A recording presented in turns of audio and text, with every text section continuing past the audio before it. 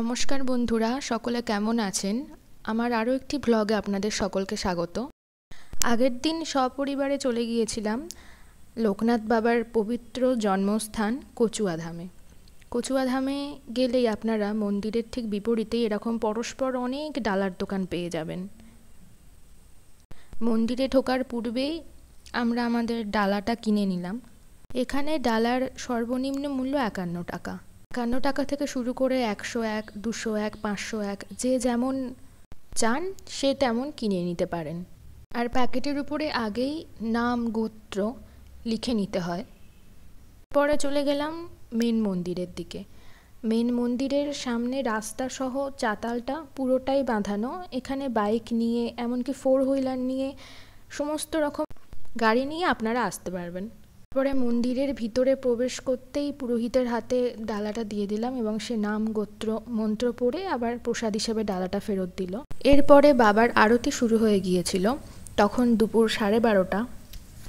সকাল 8টা থেকে নিয়ে দুপুর আরও 12টা পর্যন্ত পুজো হয়।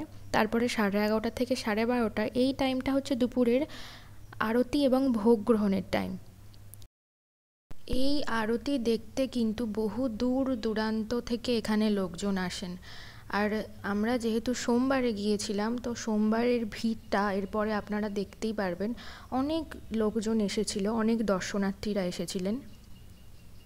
আরতির পরে সবাইকে তাপ দেওয়া হচ্ছিল এবং সবাই তাপ নিচ্ছিল। এরপরে শুরু হয়ে গিয়েছিল বাবার পুষ্পাঞ্জলি। পুষ্পাঞ্জলির আগে প্রত্যেকেই হাতে একটু করে ফুল নিয়ে নেন। এই দেখুন, আমিও একটু ফুল নিয়ে নিয়েছিলাম। দর্শনার্থীরা যারাই আসবেন তারা কিন্তু প্রত্যেকেই পুষ্পাঞ্জলি দিতে পারবেন। শেষেই সকলকে এইভাবে শান্তি জল বিতরণ করা হচ্ছিল। তারপরেই মন্দির থেকে বেরিয়ে আমি চলে গেলাম মেন মন্দিরের পাশে আরও দুটি বাবার মন্দির এবং ধূপবাতি দেওয়ার জায়গা আছে সেখানে। মেন মন্দিরের বাবাকে তো এইভাবে স্পর্শ করা বা জল দেওয়ার অনুমতি নেই।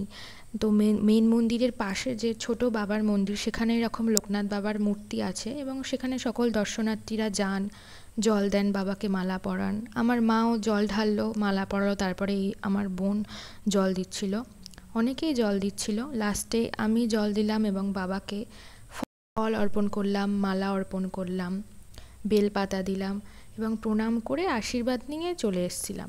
এরপরে যেখানে ধূপবাতি দেওয়া হয় সেখানটাতে যাওয়া হলো।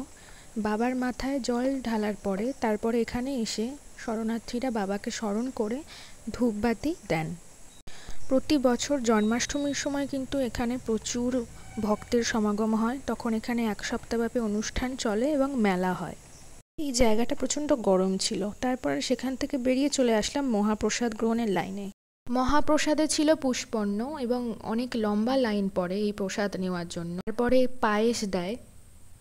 সর্বশেষে প্রসাদ হিসেবে দিয়েছিল কাটা ফল। মহাপ্রসাদ দর্শনে দুর্ভোগ কাটে, তাই আপনাদের হাতে নিয়ে দেখালাম। প্রচণ্ড গরম পড়েছিল সেদিনকে, তাই একটু চলে গিয়েছিলাম আখের রস খেতে। এখানে গ্লাস হিসাবে 10 টাকা, 20 টাকা এরকম আখের রসের দাম ছিল।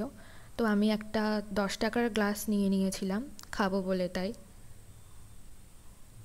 আখের রস খেতে খেতেই চারপাশে দেখি হাটে যেরকম দোকান বসে ওরকম ছোট ছোট ব্যবসায়ী তারা দোকান নিয়ে বসেছে।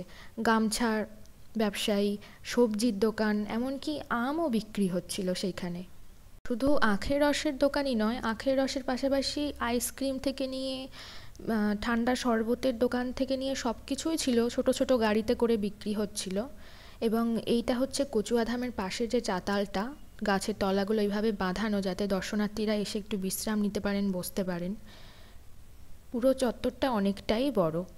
এবং তারপরেই আমার চোখ চলে যায় মার্কেটের দিকে। এবং মার্কেটে গিয়ে দেখি ছোট ছোট বাচ্চাদের খেলনার জিনিসপত্র, সাজগোজের জিনিসপত্র, বিভিন্ন রকমের মূর্তি, বাবার মূর্তি, বিভিন্ন রকমের ঠাকুরের মূর্তি, পিকচার থেকে আরম্ভ করে আরও নানান রকম জিনিসপত্র মার্কেটে রয়েছে। কোনো সময় মন্দিরে আসলেই মার্কেটটা পুরোটা ঘুরে দেখবেন, আপনাদের ভালো লাগবে। মার্কেটে ঘুরতে ঘুরতেই মার্কেটটা থেকে একটুখানি আগিয়ে গিয়ে দেখলাম পিছনে দুধ পুকুর। এটা কিন্তু সেই পুকুর যেখানে বাবা উপনয়ন গ্রহণ করেছিলেন তার বন্ধু বেণী মাধবের সাথে। এরপরে কিছুক্ষণ লাইনে দাঁড়িয়েছিলাম এবং তারপরে সোজা চলে গেলাম যেখানে দুপুরের অন্ন ভোগ খাওয়ানো হয় সেইখানে। এই জায়গাটা কিন্তু এরকম বড় একটা হল, এর ভিতরে দুপুরের যে ভোগটা খাওয়ানো হয়, এই যে দেখুন আস্তে আস্তে বসার ব্যবস্থা করা হচ্ছে। আপনারা কিন্তু মন্দিরে ঢোকার আগে কুপন কেটে নেবেন, এখানে কুপন কেটে খাওয়ানোর সিস্টেম আছে। প্রসাদের পাতে প্রথমেই ছিল ভোগের খিচুড়ি, তারপরে ফ্রাইড রাইস, আলু সোয়াবিন পটল দিয়ে দম এবং সবার লাস্টে পরমান্ন দেওয়া হয়েছিল।